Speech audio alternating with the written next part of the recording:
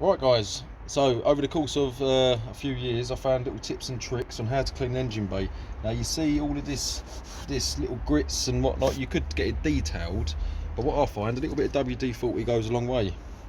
There's a couple of, yeah, honestly Kyle, a couple of squirts like this, mate, if it comes out, you know what I mean? It's like that. Leave it to soak, mate. So I'll just show this one, so I'll do half of it so you can see the difference. Yeah.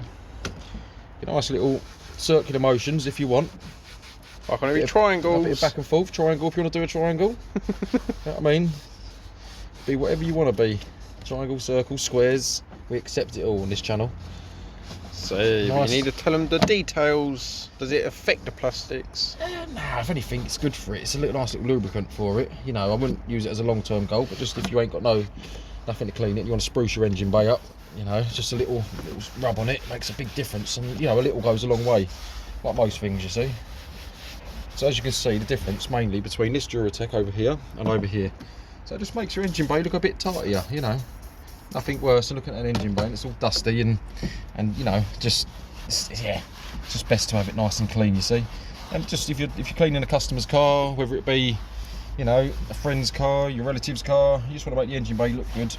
It's quick and easy, it's cost effective, there's no harm, even down to all of these plastics down here. I mean, look at the state of that, yeah? A little bit of this on top to make the engine bay look good as new. Unfortunately, I don't know before and afters, but if you want to rewind the video and look back on it, you can see the difference of what it comes up. Now we've got some new cars we're going to be testing this out on, because there's a lot more plastics on the newer cars. We've got a Mini Cooper we're going to be doing.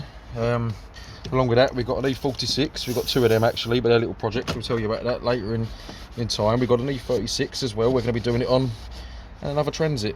But it's going to be other cleaning tips as well, not just so much on the plastics, but more so on the exterior of the body also, and interior. All right, thank you very much. See you later.